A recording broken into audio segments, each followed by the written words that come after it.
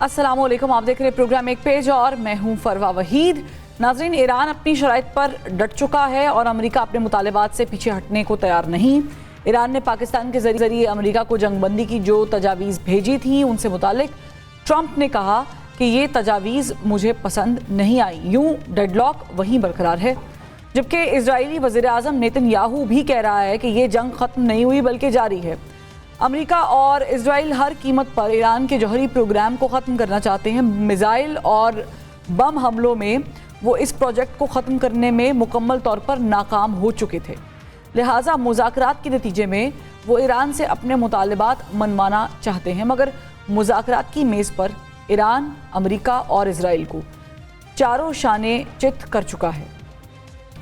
उसकी जीत की वजह मैदान जंग में अमेरिका को शिकस्त देना है, लिहाजा ईरान अमेरिका जंग में आबनाए हुर्मुज़ बंदी बनी हुई है।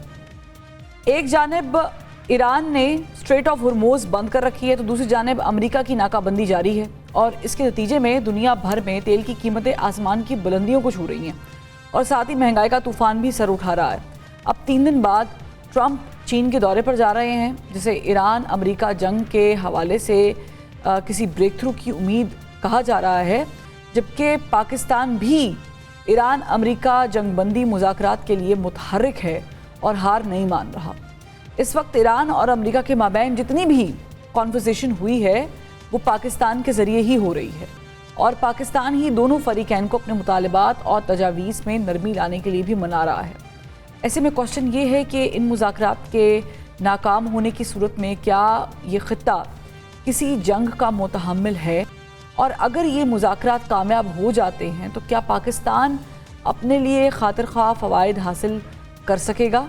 इस पर बात करेंगे। हमें पैनल में आज ज्वाइन किया है दिफाई तज्ज़ियाकार हैं major general retired Tariq Rashid साहब, इनके साथ साथ दिफाई तज्ज़ियाकार air marshal retired Saeed Mohammad Khan साहब हमें ज्वाइन कर चुके हैं और साबिक एम्बेसडर जावेद मलिक साहब भी इस प्रोग्राम में हमारे साथ होंगे। तीनों का बहुत शुक्रिया।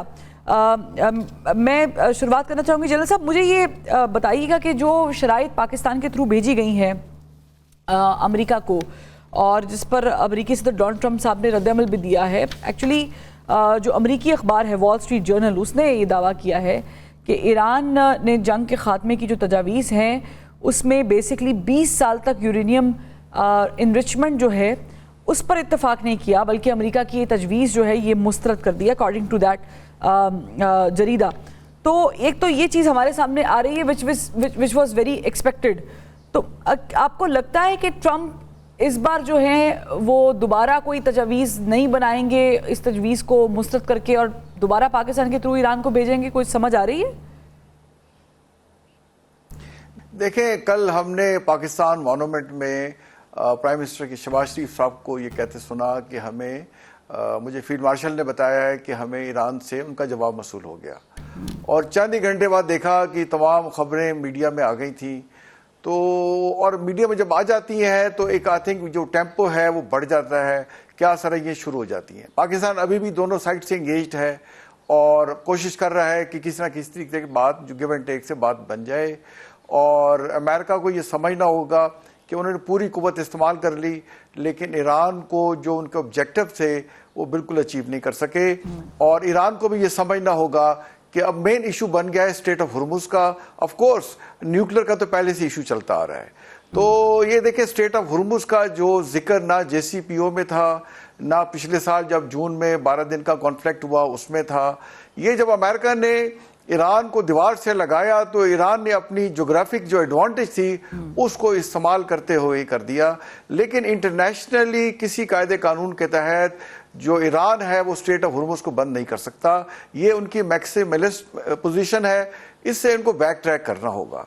और अमेरिका को भी ये समझना होगा कि देखें, अक़वाम मुत्तहिदा के कानून के मुताबिक, IAEA के मुताबिक पीसफुल न्यूक्लियर यूज जो है वो ईरान का हक है, वो हक उन्हें देना होगा।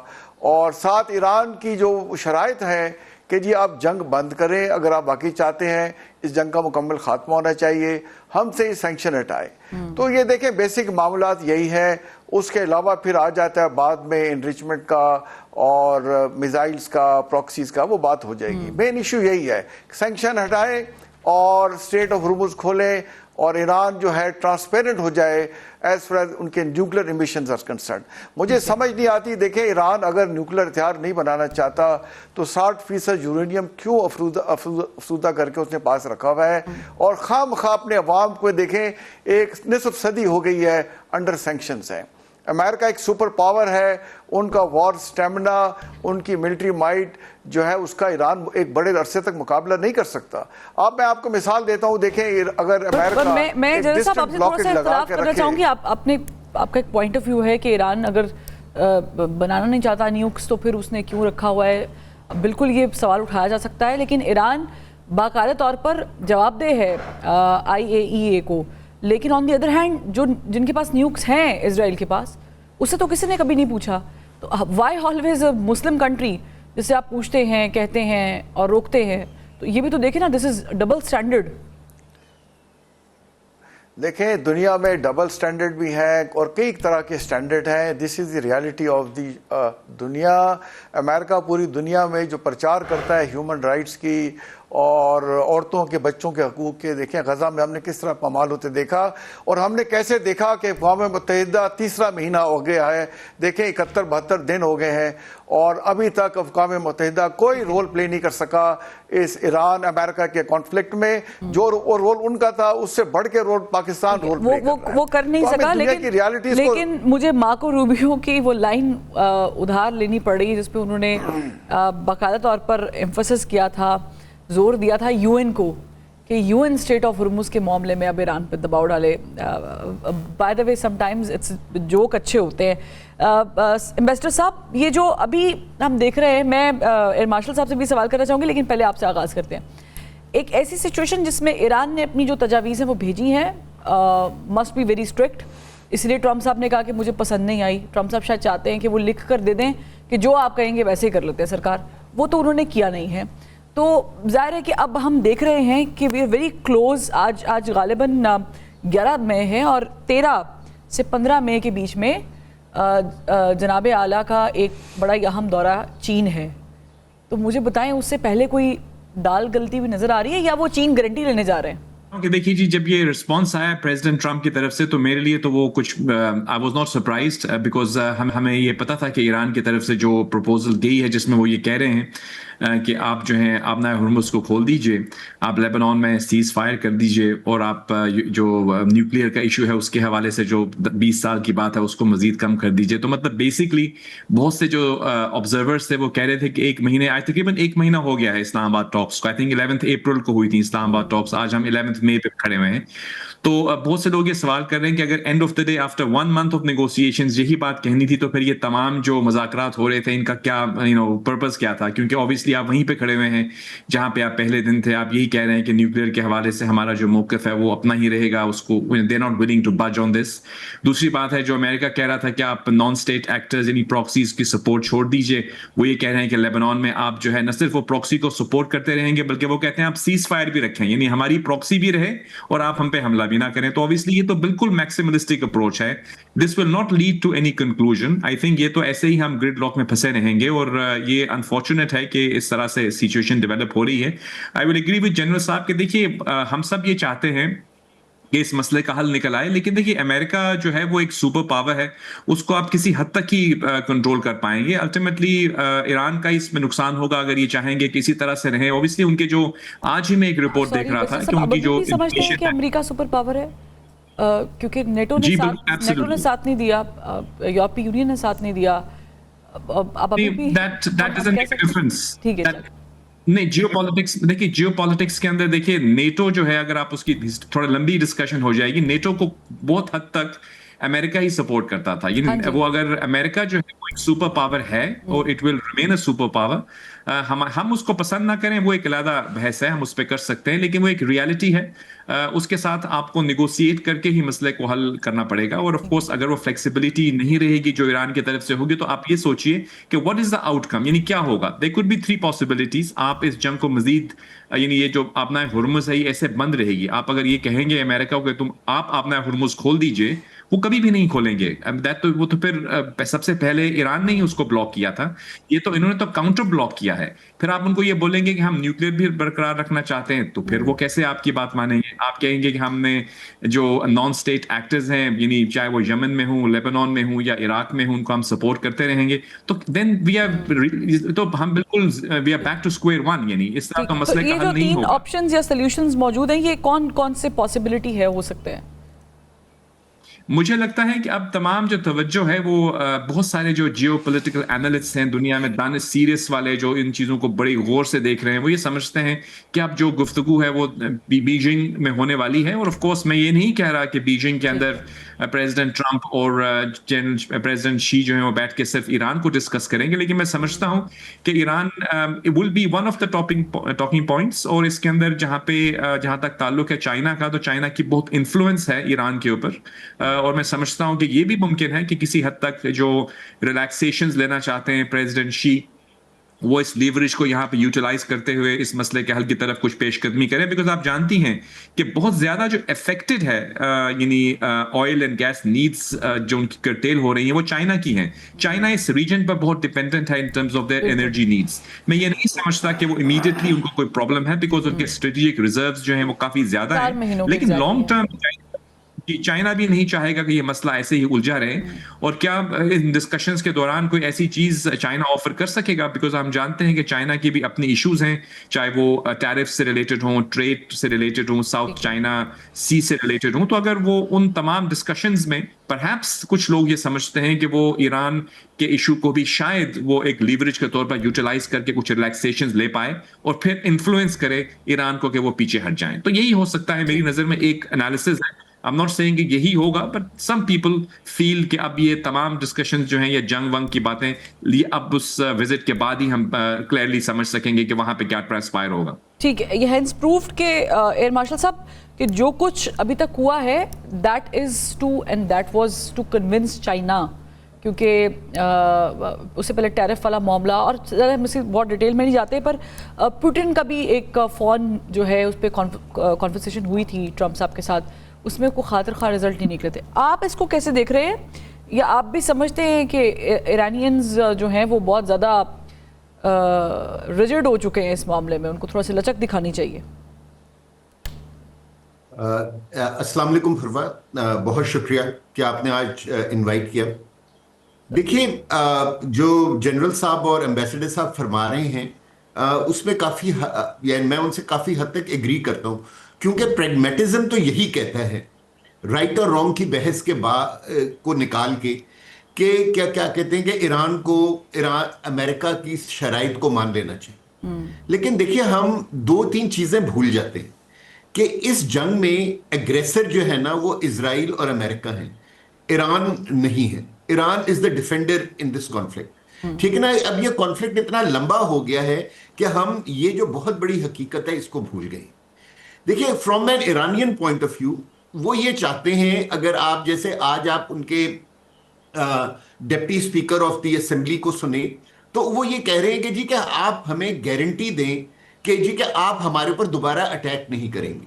अगर वो ये गारंटी मांग रहे हैं, वो इसलिए कि पिछले 2 साल में 3 मरतबा इजराइल ने, जब ईरान जो है वो अमेरिका के साथ नेगोशिएशंस कर रहा था, तो इजराइल ने अटैक कर दिया। और क्या कहते हैं, Iran was never the one जो क्या कहते हैं ये कह रहा था कि जी कि उसने हॉर्मुज को बंद किया था, या उसने क्या कहते हैं अपने इलाके के लोगों पर अटैक किया था।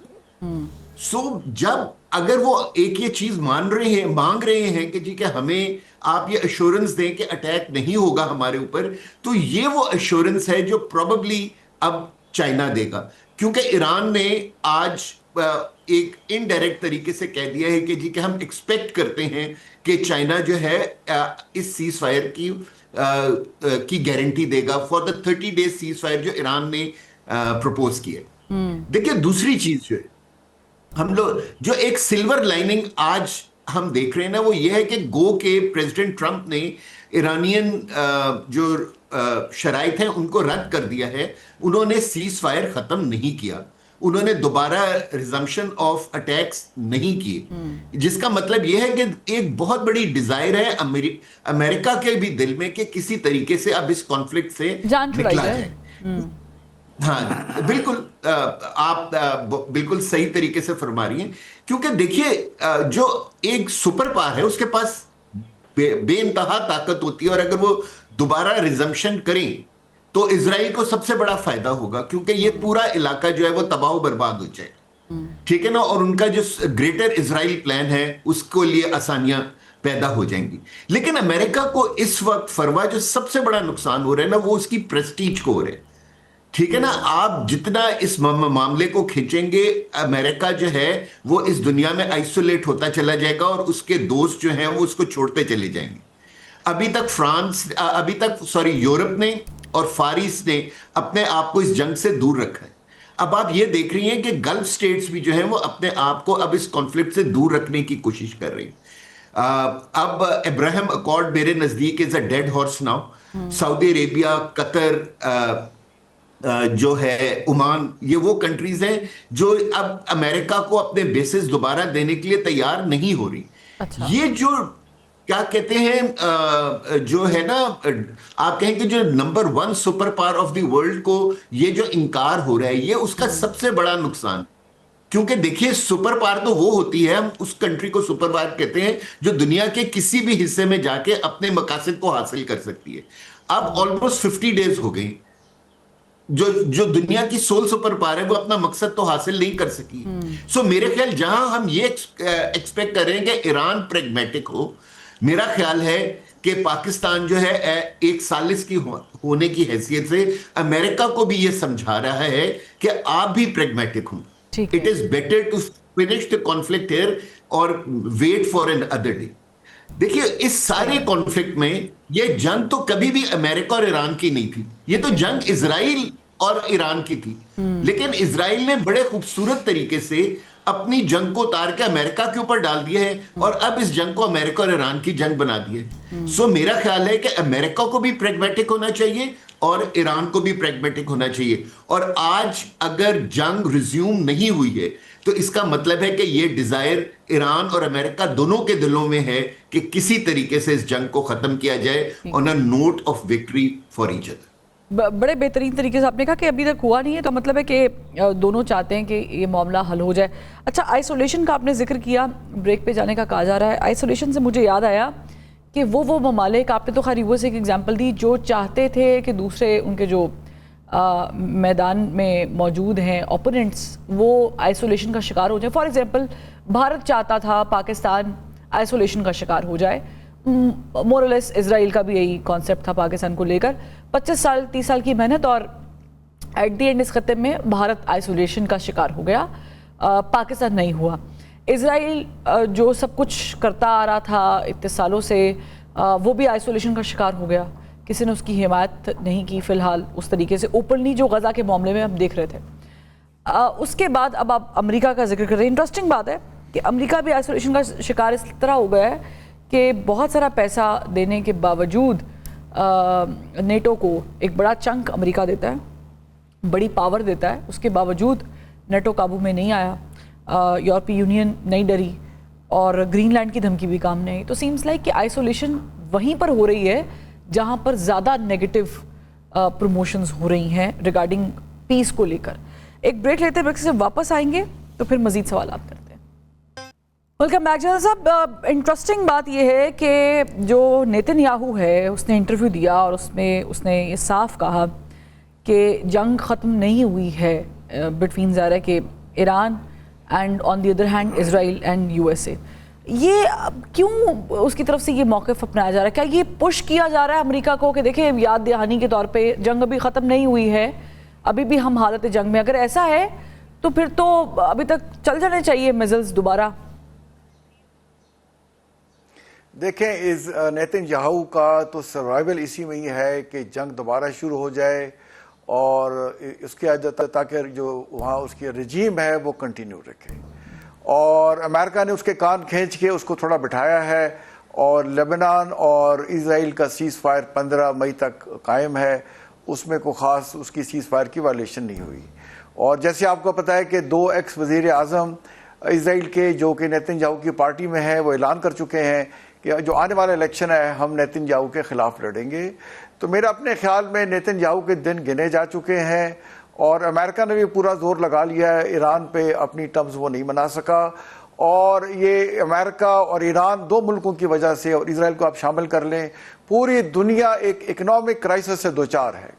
दुनिया का हर मुल्क, हर शख्स, और वो देखें वो ऑयल, उसमें ऑयल नहीं पास हो रहा, LNG नहीं जा रही, बाकी ट्रेड नहीं हो रहा। तो ये इनकी लड़ाई की वजह से पूरी दुनिया इनसे जिच हुई है और वो देख रही है कि कब इनका मामलात को हल किया जाए। तो मैं ये समझता हूँ, देखें कि दोनों साइड जो है वो एक सुपीरियर नैरेटिव चाहती हैं, वो फेस सेविंग चाहती हैं और अपने अवाम को बताना चाहती हैं कि ये जंग हमारी टर्म्स पे ख़त्म हुई। देखें, अगर मैं समझता हूं कि इस्लामाबाद टॉक्स 2 हो जाती तो मामलात काफ़ी बेहतरी की तरफ जा सकते थे। यहाँ पे अब्बास अरागची साहब आए थे और वो उन्होंने, ये अमेरिकन टीम पहुंच चुकी थी, उनके एडवांस एलिमेंट आ चुके थे, बट उन्होंने मुनासिब नहीं समझा उनसे, या अपना स्टे बढ़ाना और ओमान चले गए और फिर बातचीत आगे बढ़ ना सकी। तो बजाय इसके कि ठीक है पाकिस्तान एक रोल प्ले कर रहा है, मैं ये समझता हूँ कि पाकिस्तान की कोशिशों से बलाखिर दोनों ईरान और अमेरिका को नेगोशिएशन टेबल पे बैठना होगा। और बात देखिए क्या है, ईरान जो है उस पर पाबंदियाँ अमेरिका को उठानी पड़ेंगी और स्ट्रेट फॉर हुर्मुज़ खोलना पड़ेगा, और ईरान को अपने न्यूक्लियर प्रोग्राम में एक ट्रांसपेरेंट तरीके से बताना होगा कि अगर आप न्यूक्लियर डिवाइस नहीं बनाना चाहते तो देखिए 5 साल तक तो वो मान गए थे कि हम एनरिचमेंट पे पाबंदी लगा देते हैं। अमेरिका कह रहा है 15 से 20 साल लगाए, तो बीच में कई बात बन सकती है 10 साल के इर्द गिर्द, जो मेरा ख्याल है ईरान को अगर 10 साल इकोनॉमिक रिवाइवल के लिए मिल जाते हैं, उनसे पाबंदियां हट जाती हैं, तो वो एक वो इकोनॉमिकली बहुत ही ताकतवर। और फिर जाहिर है कि ट्रंप साहब ने सदर तो नहीं रहना ना, ये तो दूसरा उनका टेनोर चल रहा है, इसके बाद ज़रा इलेक्शंस हो रहे हैं, अगर मैं गलत नहीं हूँ 2028 में, और फिर उसके बाद ज़रा कि कोई नया जो भी एडमिनिस्ट्रेशन आएगी जिस तरीके से भी चलेगा, हो सकता है थोड़ी सी लचक दिखाई जाए। अच्छा, ये जो आपने बात की है इसका एक और हिस्सा भी है नेतन्याहू वाला, एम्बेसडर साहब, और वो ये है कि ही इंसिस्टेड कि जो यूरेनियम इनरिचमेंट है उसको ऐसे रिमूव नहीं किया जा सकता। सो वो एक बार फिर उसने अपने इंटरव्यू में बूट्स ऑन ग्राउंड वाली सजेशन दी है, और ये गालिबन वही सजेशन है जो ट्रंप साहब ने, आपको याद होगा कि शुरू में ये बबांगे दोहल कहा था कि we are ready for that, हम बूट्स ऑन ग्राउंड करेंगे। व्हाट डू यू थिंक कि ट्रंप साहब को रोके हुआ है बूट्स ऑन ग्राउंड, अगर वो, क्योंकि वो भी यही चाह रहे हैं कि यूरेनियम के ऊपर बात हो जाए? जी, आई डोंट थिंक कि उनको जो उनके जो मिलिट्री एडवाइजर्स हैं, मुझे याद है ऑब्वियसली जनरल साहब और एयर मार्शल साहब मिलिट्री स्ट्रेटजी के बारे में ज़्यादा बेहतर बात कर सकेंगे, लेकिन जहाँ तक मेरी अंडरस्टैंडिंग है वो ये है कि जो उनको रीसेंट ब्रीफिंग दी गई थी सेंटकॉम की तरफ से, उनको ये कहा गया था कि हमने तो अपने टारगेट्स लॉक रखे हुए हैं and we are waiting for the orders. Obviously जहाँ तक अमेरिका का ताल्लुक है, जो प्रेसिडेंट होता है आप जानती हैं वही उनका सुप्रीम कमांडर भी होता है, तो वो ऑब्वियसली वो ऑप्शन, मिलिट्री की ऑप्शन जो है मेरी नज़र में वो अभी भी है, इट्स नॉट कम्प्लीटली गॉन। मतलब वो अनफॉर्चुनेटली अगर ये मसला मजीद पेचीदा होता है तो दैट ऑप्शन रिमेन्स देयर, वो हमला कर सकते हैं मेरी नज़र में, और अनफॉर्चुनेटली अगर ऐसा होता है तो मैं ये समझता हूं कि ईरान को मजीद डिस्ट्रक्शन का सामना करना पड़ेगा। इसलिए पाकिस्तान भी मुखलिसाना कोशिशें कर रहा है कि हम एस्केलेशन की तरफ ना जाएं। लेकिन हम कह सकते हैं कि ट्रंप साहब चीन का इंतजार कर रहे हैं, चीन से होकर आने के बाद शायद वो ये फैसला करे कि वेदर हमें अभी तो जी, आज हम 11 पे बात करें, 11 मई को, आई थिंक 1-2 दिन में, तो वेडनेसडे को I think he will be in Beijing. अभी तो जंग, मुझे नहीं लगता कि वहां जाते हुए वो जंग का ऐलान करेंगे, अभी तो we can expect the ceasefire to hold for some time. लेकिन ये है कि वहां से आने के बाद ये और भी बहुत सी चीजें होती हैं, यू नो। ऑब्वियसली मेरी नजर में जो चाइना का विजिट है, यहाँ पे ऑफ कोर्स उनके जो मेन एजेंडा आइटम्स हैं वो तो डिफरेंट है, उनके अपने रिलेशनशिप ज्यादा फीचर करती है उनकी अपनी डिस्कशंस में, लेकिन ये कहना कि Iran will not be in the agenda, ये तो नहीं, सही नहीं होगा, जरूर होगा। और जैसे मैंने आपको पहले कहने की कोशिश की, बहुत सीरियस और जो वेल इन्फॉर्म्ड एनालिस्ट्स हैं वो ये समझते हैं कि यू नो ईरान के ऊपर चाइना का काफी इन्फ्लुएंस है, और हो सकता है कि जो यू नो ये जो डिस्कशंस हो इनके दौरान कुछ ऐसी बातें डेवलप हों जिसके नतीजे में शायद अगर वो कन्विंस कर पाते हैं ईरान को, यानी ऑब्वियसली चाइना चाहेगा कि उसके यू नो उसको भी उसके एवज कुछ एक क्विड प्रो को हो, यानी जब डिस्कशंस होती हैं जियो स्ट्रेटेजिक लैंडस्केप पे, आप अगर आप थोड़ा लेंस को आपकी टर्मिनोलॉजी में जूम आउट करें, अगर आप ईरान और यूएस को जरा थोड़ा एक साइड पे कीजिए और आप जूम आउट करके ग्रेटर जो एक पिक्चर है उसको देखें, तो वहां पे इस complete global geopolitics just like कि चाइना को कहा जाएगा कि आप ईरान को समझा लें और फिर चाइना इन रिटर्न बोलेगा कि आप इजराइल को समझा लें। बिकॉज वो जो आपने बात की ये भी है और इसके स्ट्रेट ऑफ और इसके अलावा एक पॉइंट जी, इसके अलावा एक और बात ये कि देखिए बहुत से ऐसे इम्पेंडिंग इश्यूज हैं। आप जानती हैं कि चाइना पे टैरिफ लगाए गए थे यूएस की तरफ से, ट्रेड के हवाले से भी ताइवान का इशू है, उसके अलावा साउथ चाइना सी का इशू है। तो वो जो 3 4 5 and ऐसे also sticking I'm just points sorry हैं, cutting you here, just in addition कि जो रेयर धात इस्तेमाल होती है इन मिसाइल्स तो जाहिर है कि वो भी चाइना ने पिछले साल से ही भेजना बंद कर दिया, एक्सपोर्ट करना बंद कर दिया है। तो कुछ लोग ये समझते हैं कि इन तमाम पॉइंट्स पे जो चाइना के इंटरेस्ट के हैं वो लीवरेज के तौर पर अगर ईरान के इशू के हवाले से कोई ब्रेक थ्रू दे सकता है तो इट माइट बी कि अमेरिका वहां से कुछ रिलैक्सेशन कर ले। तो ये अगर आप इसको वाइडर लेंस में देखेंगे तो चीजें कुछ और ज्यादा समझ में आ रही हैं कि जियोपॉलिटिक्स किस तरफ जा रही है। इसको अगर हम यूं कहें कि चेस बोर्ड किस तरह से है और स्ट्रेटजी किस तरह से इमर्ज कर रही है, कहीं पे स्टेलमेट है। अगर आपको हमें नजर आ रहा है कि इस वक्त अपना हुर्मुज पे एक स्टेलमेट है, उस स्टेलमेट को कैसे तोड़ा जाए, हो सकता है कि जो इस्लामाबाद टॉक्स 2 का रास्ता है वो बीजिंग से होके आता हो। ठीक है, यानी इम्पॉर्टेंट चीज़ ये है, आपने अच्छा इसको बताया और हम वो पहले दिन से मैं ये समझती हूँ इट वाज नेवर मतलब ईरान तो ज़्यादा टारगेट पे था इजराइल के, but it was never Iran for America, it was always China. और ज़ाहिर है कि उसके लिए हमने राइट फ्रॉम लास्ट ईयर जो हमने पाक भारत जंग देखी उसकी बुनियाद से, उससे पहले फिर उसके बाद वेनेजुएला, देन क्यूबा को धमकियां, सो ऑन। तो खैर एनीवेज अब ये वाइडर लेंस में ज़ाहिर गुफ्तगू होगी तो देखना होगा कि किसको क्या मिलता है। बट तर्जुमान ईरानी वजारत ख़ारजा उन्होंने बड़ा इंपॉर्टेंट बयान दिया है और उन्होंने कहा है कि इस पूरी कॉन्वर्जेशन में, एयर मार्शल साहब मैं चाहूँगी तीनों इस पर कमेंट कर लें, इस पूरी कॉन्वर्जेशन में जो सालिस है वो सिर्फ पाकिस्तान है। ये ईरान ने बिल्कुल कैटेगोरिकली मेंशन किया है कि कोई और मुल्क नहीं है, सिर्फ पाकिस्तान है। जो वज़ीर आज़म की बात शुरू में जनरल साहब ने की थी कि उन्होंने ये कल ऐलान किया था तकरीब से खिताब करते हुए कि हमें मौसूल हो चुकी हैं, इट वाज अ कन्फर्मेशन कि हम ही हैं सिर्फ और हम ही कोशिश करें। अब मुझे आपसे जानना ये है कि अब टू मी मुझे लगता है कि टेबल टॉक से बातें थोड़ी सी ऊपर चली गई हैं। अब टेबल टॉक नहीं भी होगी तो पाकिस्तान एक दूसरे उनके पैगामात यहाँ वहाँ तो पहुँचा रहा है, अमेरिका के ईरान को, ईरान के अमेरिका को। आप किस तरह देख रहे हैं, पाकिस्तान की कोशिशें कामयाब होती हैं, कोई निकल आता है रास्ता? जी फरवा, मेरे ख्याल में रास्ता निकलेगा, क्योंकि देखिए हम फैसिलिटेटर नहीं हैं, हम इस वक्त मीडिएटर हैं। दोनों में बेसिकली ये फर्क होता है कि फैसिलिटेटर तो वो हुआ जो हम पहले काम कर रहे थे कि इधर का पैगाम उधर पहुंचा दिया, उधर का पैगाम इस पार्टी को पहुंचा दिया, ठीक है ना। लेकिन मीडिएटर का रोल का ये होता है कि दोनों पार्टियों को समझाया जाता है कि यार ये जो आप पैगाम भेज रहे हैं इसकी इम्प्लीकेशन क्या होगी, दूसरी पार्टी इस चीज को मानेगी या नहीं मानेगी, और आपको अपने स्टांस में क्या चीज यानी कि चेंज करनी चाहिए। सो मेरे ख्याल में बिल्कुल यह हमारे लिए एज अ कंट्री बड़ी इज्जत की बात है कि जो दोनों कॉम्बैटेंट्स हैं, अमेरिका और ईरान, वो दोनों जो है हमें सालिस के तौर पे देख रहे हैं।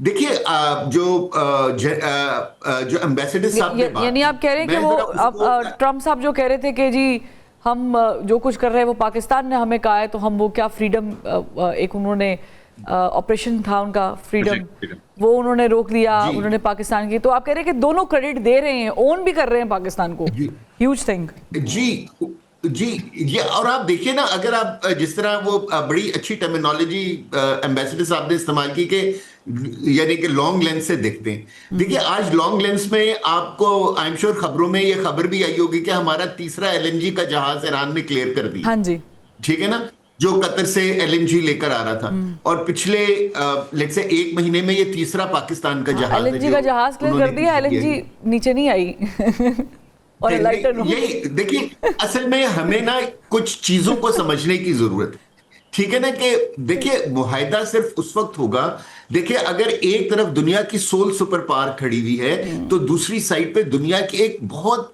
पुरानी सिविलाइजेशन खड़ी हुई, ठीक है ना।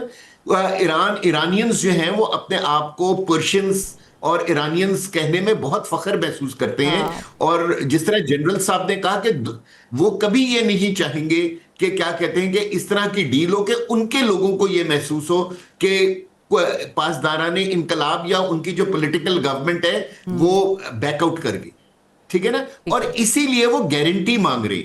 देखिए जो मोस्ट ऑफ द थिंग्स जिनके ऊपर ईरान फुट ड्रैगिंग कर रहे हैं वो चीजें तो मस्कत में, ओमान में तो मान ली गई थी।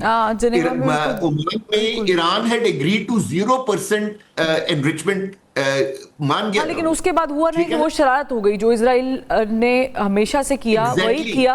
और इसीलिए आप देखेंगे हम सबको जो है ना फरवा ईरान की इस बात को समझना चाहिए कि वो गारंटी मांग रहे हैं। ठीक है, अच्छा ये बड़ा इंपॉर्टेंट आपने बात की है, क्या वो गारंटी आपने चूंकि पाकिस्तान का जिक्र किया, एक ब्रेक लेते फिर वापस आते। तीनों से यही सवाल है, जनरल साहब से आगाज करेंगे कि पाकिस्तान फैसिलिटेटर नहीं है, मीडिएटर है। मीडिएटर के साथ क्या गारंटी भी हो सकता है, गारंटी भी देगा दोनों साइड्स की कि नहीं देगा, किसके बलबूते पे देगा, ये कहां तक पहुंचे की बात एक ब्रेक के बाद। Welcome back. जनरल साहब, सवाल मैंने ब्रेक पे जाने से पहले किया था कि क्या पाकिस्तान भी कोई गारंटी मांगेगा, देगा अमेरिका की ईरान को, ईरान की अमेरिका को? देखिए, मेरा ख्याल है पाकिस्तान तो शायद इस पोजीशन में नहीं होगा कि कोई गारंटी अमेरिका को दे दे या ईरान को दे दे। और जैसे एयर मार्शल साहब कह रहे थे कि वो मीडिएटर का एक बड़ा अहम रोल प्ले कर रहे हैं, मैं समझता हूँ कि मीडिएटर के अलावा पाकिस्तान एक क्रेडिबल और ट्रस्ट वर्दी दोस्त की तरह उभरा है, as a nation, as a country उभरा है, जिसमें ईरान भी ट्रस्ट कर रहे हैं और अमेरिका भी ट्रस्ट कर रहा है। मेरा ख्याल है कि ट्रम्प साहब की पूरी कोशिश थी कि वो चाइना जाने से पहले किसी भी एक MOU की शेप में ईरान से डील कर लें, क्योंकि ये उन्हें सूट करती थी। और उनके जो मुज़ाकरात अब बीजिंग में होने जा रहे हैं, उनकी जो उसमें काफ़ी बड़ा एजेंडा है, और सबसे बड़ा एजेंडा तो ट्रेड डेफिसिट है। जैसे आपको पता है कि $600 बिलियन का बायलैटरल ट्रेड है, जिसमें 75% जो है चीज़ें अमेरिका इंपोर्ट करता है और सिर्फ 25% एक्सपोर्ट करता है। और जैसे भारत पे ट्रम्प साहब ने टैरिफ लगाया कि हमारे साथ ट्रेड डेफिसिट ठीक करें, वो चाइना के साथ भी इस बैलेंस को बराबर करना चाहते हैं। दूसरा, आपने थोड़ा सा पासिंग रेफरेंस जिक्र किया रेयर अर्थ मेटल्स का। देखिए, दुनिया में जो माइनिंग है अराउंड 70% वो क्रिटिकल अर्थ मेटल्स की वो चाइना में होती है, और 90% प्रोसेसिंग वहां पे होती है। तो ये चाइना का बहुत बड़ा लेवरेज है जो कि वो अमेरिका में भी इस्तेमाल करता है, कर सकता है, और दुनिया पे भी करता है। वो उस पे बातचीत करेंगे, ताइवान पे बात करेंगे, और साउथ चाइना सी पे बात होगी। तो अब उसमें ये एजेंडा डेफिनेटली शामिल होगा। और इसके साथ बाय डिफॉल्ट जो मैं इसमें पॉजिटिव लाइनिंग में ये देखता हूं कि अब चाइना उसमें गारंटियर होगा, और जब चाइना गारंटियर होगा तो पाकिस्तान भी उसमें शामिल होगा, ये तो उसमें रशिया भी शामिल हो जाएगा। की बात है कि अगर पाकिस्तान ये सब कुछ कर रहा है तो इसमें चाइना, रशिया या इवन गल्फ कंट्रीज जो हैं उनकी पूरी कॉन्फिडेंस और ईमान शामिल है। अदरवाइज वरना ओमान का जो बयान है वो उठा के देख लेते हैं कि जिस तरह तारीफ की गई, चाइना ने जिस तरीके से तारीफ की। वैसे साहब, तो ये जो सिर्फ रेयर अर्थ जो मिनरल्स हैं या जो धात है उस पे बात नहीं होगी। ताइवान का जिक्र कर लिया तो फिर चाइना भी तो कहेगा ना कि सर जी आप लोगों ने भी तो देखे ना उनको असलहा दिया हुआ है, तो तुसी भी तो कोई फिर काम करो ना, क्योंकि उनकी ऑपोजिशन लीडर जाके चाइना मिल के आई हैं। Seems like the world is getting changed in a very different angle. जी बिल्कुल, और वो एंगल जैसे मैंने पहले कहा कि तरह लेंस को थोड़ा वाइड करके अगर आप देखें तो चीज़ें ज़्यादा क्लियर हो जाएंगी। हम फोकस अगर बिल्कुल ईरान और अमेरिका पे करेंगे तो हमें शायद चीज़ें महदूद जाविये से नजर आएं।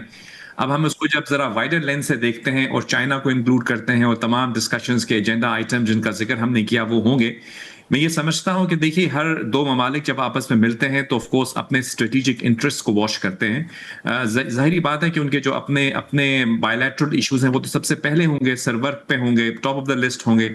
लेकिन मेरी नज़र में कुछ एनालिस्ट का मैं वो जो असेसमेंट से एग्री करता हूं कि चाइना जो है किसी हद तक जो ये डिले, देखिए अभी जो रिसेंटली इसको आप कनेक्ट कीजिए, अभी भी जो रिस्पांस ईरान की तरफ से आया, बहुत बड़ा एक असेसमेंट ये भी है कि जो डिले हो रहा है, यानी इस किस्म का जवाब देना, ये एक तरह से मजे का खेज था। यानी अभी जो प्रेसिडेंट ट्रंप को ईरान ने जवाब दिया है, मतलब ये तो ऑलरेडी उनके पोजीशन पहले से है, तो फिर एक महीने के मुज़ाकरात का क्या मतलब था? तो कुछ लोग ये कहते हैं कि ये this was just delaying the tactics, ताकि आगे जाके अल्टीमेटली जब चाइना से इनकी मुलाकात हो तो वहां पे सिचुएशन को मजीद एक और angle both parties are buying time? इन अ वे, क्योंकि देखिए आप देखिए कि अगर आप दुनिया को एक दफा फिर वाइड लेंस से देखिएगे तो कहीं ना कहीं चाइना और अमेरिका जो है एडवर्सरीज तो है ना। अभी अगर आपका एडवर्सरी कहीं फंसा हुआ होगा, जैसे अमेरिका इस वक्त फंसा हुआ है, तो ऑब्वियसली आप दूर से बैठ के देख रहे हैं उस सिचुएशन को। चाइना तो सिस्टम के अभी इस वक्त इस कॉन्फ्लिक्ट का हिस्सा नहीं है, लेकिन ऑफ कोर्स अगर वो इस सिचुएशन में आके ये कहता है कि I can get you way out of this subject to 1 2 3 points जो हमारे आपस में उनको आप तय कर दीजिए, उसके ऑब्वियसली उसके बदले में हम कुछ और मसले में आपको हेल्प कर सकते हैं, तो मे बी ये एक ग्रेटर जो प्लान है उसका हिस्सा हो। और इस हवाले से ये कोई कंस्पिरेसी थ्योरी नहीं है, बहुत सीरियस लोग जो हैं वो इसके बारे में बात कर रहे हैं कि ये जो डिस्कशन होने वाली है आई थिंक परसों, इसके बाद जो आपको टोन नजर आएगी ईरान की तरफ से वो बदली हुई होगी, और अमेरिका की तरफ से मैं समझूंगा कि शायद उसमें भी थोड़ी बहुत रद्द बदल हो। लेकिन ये है कि शायद ये जो डिले था 1 माह का, जो इस्लामाबाद टॉक से लेकर आज तक अगर आप काउंट करें, तो अब लगता है कि ये 15 तारीख के बाद कुछ चीजें जो हैं वो खुल के सामने आनी शुरू होंगी। शायद हम फिर इस मसले के हल की तरफ जा सकें और इस जंग को बचा सकें, क्योंकि ये जंग जो है ये ईरान के लोगों के लिए, इस खित्ते के लोगों के लिए, बल्कि पूरी दुनिया के लिए तबाही लेकर आएगी। And we hope that doesn't happen. जी एयर मार्शल साहब, आप भी समझते हैं कि 15 तारीख के बाद जंग बंदी परमानेंट होगी, या फिर दूसरी बात जो एम्बेसडर साहब कह रहे हैं, डू यू एग्री? मेरे ख्याल में मैं एम्बेसडर साहब की बातों से एग्री करता हूँ। कोई इसमें यानी कि कोई मेजर यानी कि दुनिया इसी तरह देख रही है इस कॉन्फ्लिक्ट को, लेकिन मेरे ख्याल में एकदम अभी जो है ना पीस डील नहीं होगी। अभी जिस तरह हम कहते हैं कि MOU साइन हो जाएगा, जिसके तहत जो है क्या कहते हैं कि दोनों साइड्स एक दूसरे को मेजर कंसेशंस दे देंगी और दुनिया एक नॉर्मलसी की तरफ वापस जाएगी। देखिए, जहां हम दुनिया की इकोनॉमिक डिप्रेशन की बात कर रहे हैं, हमें ये देखना चाहिए कि जो गल्फ कंट्रीज हैं, जो कि प्राइमरीली अमेरिका के अलाइज हैं, उनकी इकोनॉमी सबसे ज्यादा इफेक्ट हुई है, क्योंकि वो जो पैसा कमाते थे उनको भी पैसा कमाना रुक गया है। जब अमेरिका ने ये ब्लॉकेड लगाया ईरान के ऊपर, तो ईरान ने हॉर्मुज बंद कर दी। जब हॉर्मुज बंद हुई तो 7 गल्फ कंट्रीज जो हैं जिनके पोर्ट्स पर्शियन गल्फ में लगते हैं, उन सब की ट्रेड्स खत्म हो गई। सो एक प्रेशर है दोनों साइड्स के ऊपर, और एक चाइना जो कोशिश करेगा मेरे नजदीक वो ये होगा कि किस तरह एक इस तरह का कोई तरीके से रियल पॉलिटिक में, जिसको कहते हैं कि एक इस तरह का मुआहदा हो जाए कि क्या कहते हैं कि दोनों की फेस सेविंग हो जाए अपनी अपनी इलेक्टोरेट के लिए। देखिए, सबसे ज्यादा प्रेसिडेंट ट्रंप के ऊपर मेरे ख्याल अगर कोई प्रेशर है तो अपने अलाइज का है, और नंबर 2 प्रेशर जो है ना वो है जो नवंबर में मिड टर्म इलेक्शंस हो रहे हैं। अगर इस वक्त वो mid term elections Republican party हार जाती है तो प्रेसिडेंट ट्रंप बेशक अगले 2 साल तक प्रेसिडेंट रहे, लेकिन he will become a lame duck president, because senate और कांग्रेस के अंदर डेमोक्रेट्स की मेजॉरिटी हो जाएगी। तो यानी कि दोनों पार्टीज को जो है वो अब वेट करना है 15 तारीख तक, 13 से 15 तारीख। अगर आप मुझे इजाजत दें, I just want to conclude my argument, ठीक है ना। और देखिए, जो ईरान है ना वो इतना हार्ड बॉल इसलिए खेल रहा है क्योंकि वो ये चाहता है कि आखिरी मोमेंट्स के ऊपर मैं एक बेस्ट डील ले सकूं, ठीक है ना। So it has turned into a war of nerves between America and Iran. और इसमें कोई मुज़ायका नहीं है, क्योंकि जब आप बार्गेन कर रहे होते हैं, हाँ आप बार्गेन कर रहे होते हैं तो we run out of time. Otherwise बड़ी अच्छी आर्गुमेंट आपने भी की है। उसमें ये होता है कि जितना भी आप समेट सकते हैं चीज़ों को आप कर ले, क्योंकि आपके पल्ले जो भी आता है वो बेस्ट है। और ईरान पे तो sanctions 47 years long time. Thank you so much. Javed Malik साहब मौजूद थे, एम्बेसडर साहब, air marshal retired Saeed Mohammad Khan साहब मौजूद थे, इनके साथ साथ major general retired Tariq Rashid साहब मौजूद थे। तीनों का बहुत शुक्रिया प्रोग्राम में वक्त देने का। वक्त ख़त्म हो गया है, कल मुलाकात करते हैं। अल्लाह हाफ़िज़।